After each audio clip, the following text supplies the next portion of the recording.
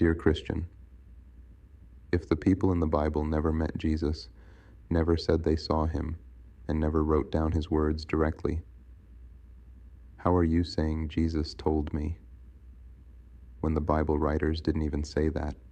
That's not faith. That's delusion, passed down by programming.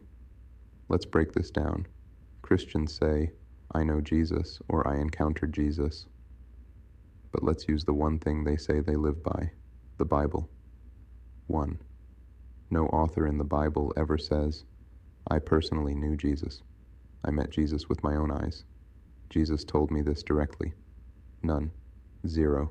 Nada. Every gospel is written like a storyteller, not a witness. 2. Let's expose the key. Storytelling words. Christians ignore. When you read, and it came to pass, Jesus said, then he went into the city. They say, it is written. Those are narrative devices, not eyewitness testimony. That's what authors use when telling a fable, a myth, or a parable, not real events they saw with their own eyes. 3. Show me one verse that says, I walked with Jesus. I heard Jesus speak to me. I saw Jesus die with my own eyes. Jesus handed me this teaching personally. You won't find it, because the writers of the Bible never met Jesus. 4. Paul never met Jesus. He had a dream, a vision, and somehow he becomes the loudest voice in Christianity. That's not spiritual. That's storytelling plus agenda. 5. The Gospels were written decades after Jesus died. Mark, 40 years after Jesus' supposed death. Matthew and Luke, 50 to 60 years later. John, approximately 70 to 100 years later.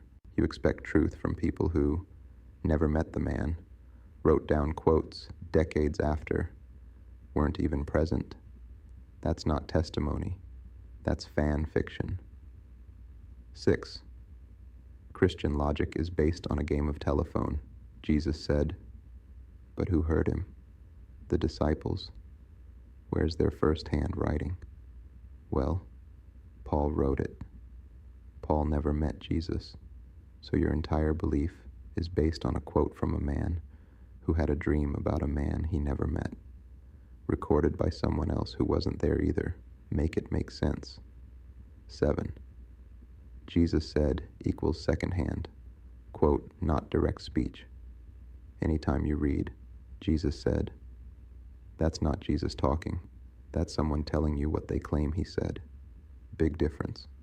Now ask yourself, who is quoting him? Where's the first-hand proof? Was it recorded during his life? Nope.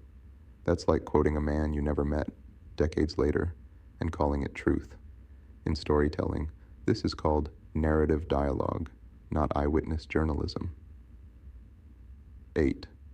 The writers use story format, not personal accounts.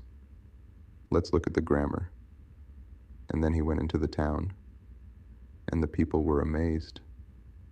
They said unto him, he answered them, saying, that's third-person omniscient narration, classic storybook grammar. The author is writing like an observer of everything, including private thoughts. No real person can know that unless they were there for every scene, could read minds, or else made it up. That's a sign of fiction.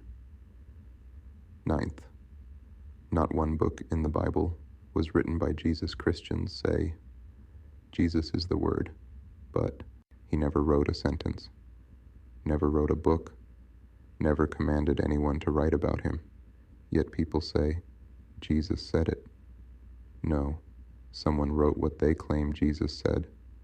Wouldn't the Son of God at least write one scroll himself? The absence of any Jesus-written text is a red flag. 10. The authors left a clue. They never claimed eyewitness status. If you look close, none of the Gospels claim, I, Matthew, saw this. I, Luke, walked with Jesus.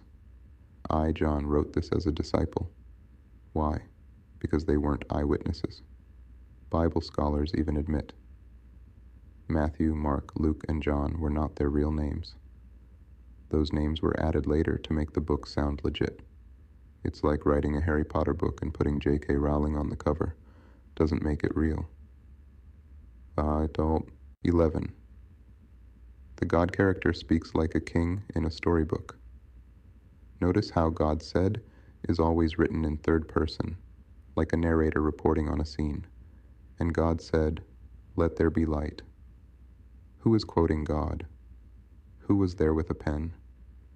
There's no direct narrator claiming, "I heard God say this." This is fiction-style narration, not a testimony. 12th, God never describes himself, only the author. Does you'll never find God giving detailed personal identity or location. All descriptions of God, his anger, love, jealousy, and plans, are told about him, not by him. That's a red flag in literary analysis. When a character never speaks directly about themselves or provides identity markers, they are likely a constructed role, not a witnessed being. 13. The author hides behind passive voice. Watch the grammar. The Lord spoke. It was commanded. They were told. This is passive voice. It avoids stating who is actually doing the witnessing. It's used in fiction when the writer doesn't want you to ask questions like, who heard this? Who saw this? Who wrote this down in real time? 14. God is never quoted in first person present by an eyewitness. You'll never read, "I, Moses, stood face to face with God, and he said." Even Moses' so-called experiences with God are told about him, not by him. That's suspicious. In real life, testimonies include, "I saw," "I heard," or "I experienced." The Bible avoids this because it's not based on eyewitnesses. It's written like mythology. 15. The God character shifts personalities, like a fictional plot device. In Genesis, God is a walking, talking, human-like being. In Exodus, he's a burning bush. Later, he's a thundercloud. Then in Job, he's a riddle-speaking voice in a whirlwind. That's not consistency. That's creative writing. Real people don't morph into different forms to suit the plot, but fictional characters do. Final thought. When you study the Bible like literature, not belief, the clues jump out. No witnesses, no dates, no "I saw" or "I was there." Just stories told in past tense with characters who act out morality tales. Like fables. Next time someone says, "Jesus said," ask them, where's the footage? Where's the diary? Where's the eyewitness? Because if Jesus really walked the earth, why does his whole life read like a scripted character?